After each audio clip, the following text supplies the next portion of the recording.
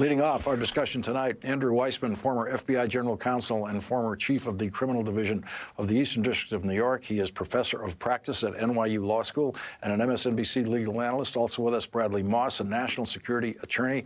And Andrew Weissmann, I think you know that I just delivered all of the news in the New York Times reporting tonight in as short a form as possible. That is the compressed version. That's how packed this is. What is your reading of this breaking news tonight? You know, I started by reading the filing, but I was going to say the press release, but it's actually a legal filing that Donald Trump made today in Florida. And I thought that was going to be the lead story because it's such a crazy document and in so many ways is incriminating of the former president. But it really does fit with the New York Times story. And as you and as Rachel pointed out, you know, the critical thing as a prosecutor is you're looking for something that a putative defendant did himself or herself. So the story about Donald Trump personally looking at things is exactly what you need to prosecute. And, you know, I read the story and I just felt the noose tightening around his neck. But I think there's another shoe to drop here, just to mix a lot of metaphors, which is with the filing today that Donald Trump made, he is opening the door wide for the Justice Department to respond. You know, the Attorney General famously has said, we only speak through court filings. Well, this is going to allow the Attorney General to respond to all of the false, statements that are in that filing and to fill in some of the timeline and corroborate or not the New York Times story, because they know all of the facts and all of the truth and can easily dispel it, but they now have a perfect vehicle for doing that. So I would anticipate that that filing is going to do a lot of what we've been hoping that the court would do in unsealing part of the affidavit. Yeah, and that's the filing by Trump's lawyers saying they want a special master appointed to sort out this evidence that was collected by the FBI to possibly take some of it out of the FBI's custody.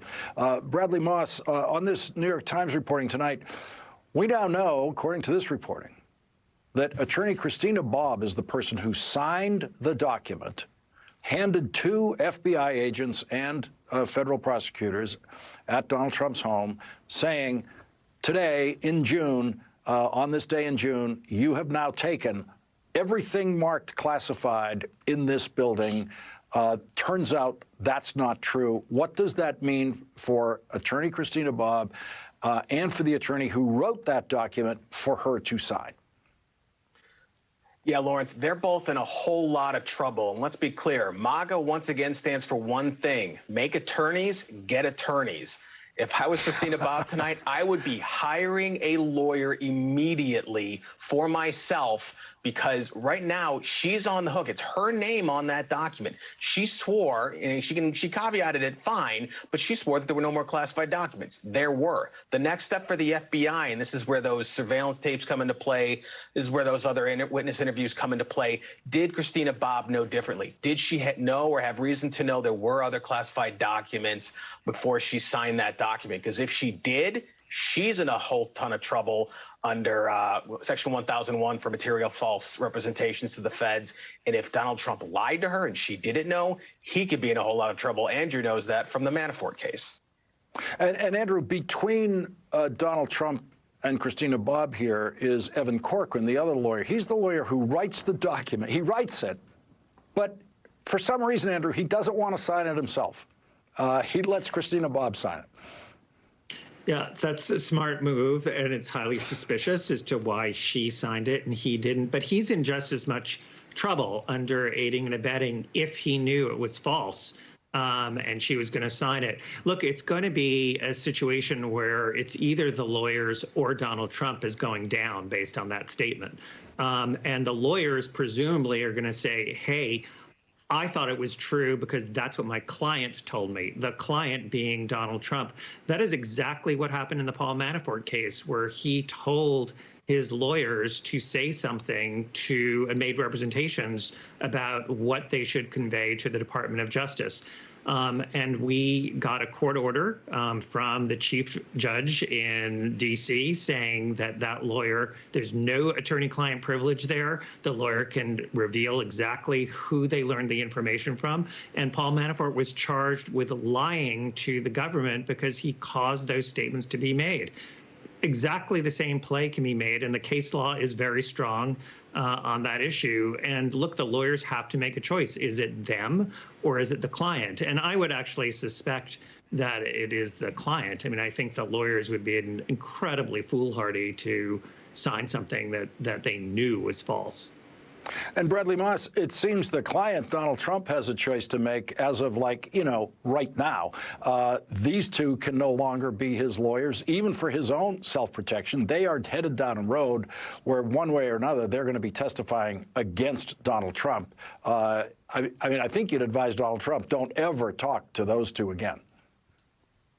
No, yeah, definitely. Do not speak with them. They're going to become material fact witnesses if this ultimately comes an indictment in a criminal trial. He needs to get, and I don't know if he's going to be able to pull it off at this point because he's burned so many bridges with the legal community. He needs a slew of proper, qualified, competent criminal defense attorneys. He's already got one, I think, that he recently just retained, but he needs a team if he's going to be able to actually put together a competent defense. And Andrew kind of hinted at it with this filing we saw tonight, this mishmash of political screeds sprinkled with little legal theories upon it. It was horrible. It was utter garbage. It was amateur hour. That's not going to suffice. That might play well for now and to fundraise and raise money. That's not going to play well if there is an indictment. He needs a real team, and I don't know if he's going to be able to get it. I want to go to something that the Judge Reinhart, in the search warrant case, he basically today put in writing as an order the opinion he issued from the bench last week, ordering the Justice Department to review the FBI affidavit that it submitted to this judge to get the search warrant to see if they could redact it in such a way that would allow the judge to publicly release a redacted version of it because of what the judge acknowledges is legitimate public interest in that document, which is the only factor the judge says release has going for it. Every other factor the judge cited in his order indicates that he should not release it. But the judge also raised these points that he said he has to consider in this question. And these are truly unique when it comes to a matter involving a presidential investigation.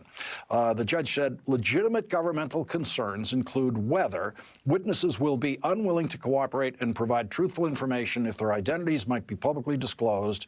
Law enforcement's ability to use certain investigative techniques in the future may be compromised if these techniques become known to the public. And there will be, he says, an increased risk of obstruction of justice or subornation of perjury if subjects of the investigation know the investigative sources and methods. He said, one of the statutes for which I found probable cause was 18 U.S.C. Section 1519, which prohibits obstructing an investigation. So, Andrew Weissmann, there's the judge in the case saying, I saw evidence of probable cause of obstruction of justice already before the search warrant was executed. Now, if you reveal what I saw in the affidavit, you are increasing and aiding and abetting, in effect, more obstruction of justice and witness intimidation and subornation of perjury. Yeah, if I were at DOJ and I saw the written order, I actually think it's actually a little better for them than what he said in court. And he seems very solicitous of the various factors that the department laid out for him, which is the concern about national security, the criminal case, and witness intimidation and threats. And of course, this judge himself knows about the threats because he has been the beneficiary of the threats as a result of the reaction of Donald Trump and various Republicans to a lawful search going on. So it's not, I think that we should not hold our breath and hope for seeing a lot out of this warrant.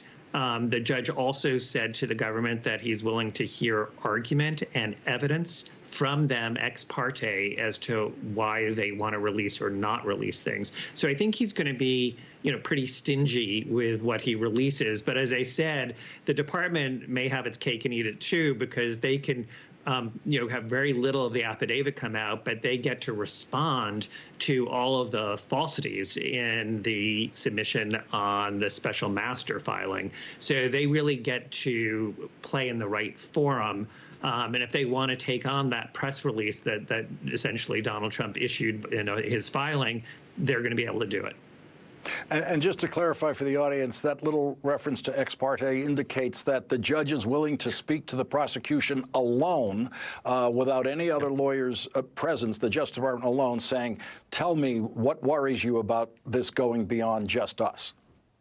Yeah, sorry about that. Yes, it is totally, obviously, it has to be just with the government. Otherwise, it's all moot. If this was going to happen in open court, then the whole decision is something that's rendered academic. So the discussion between the government and the filings are going to happen just between the government and the court, at least in the first instance. If the judge decides that there's some part that should be released, we may see small portions of it. But again, I don't think it'll be too much, especially since the government has another opportunity here to reveal what it wants to reveal and to take on the issues in that filing. Andrew Weissmann and Bradley Moss, thank you once again for starting off our discussion tonight. Really appreciate it tonight. You're welcome. Anytime. Have a good night. Thank you.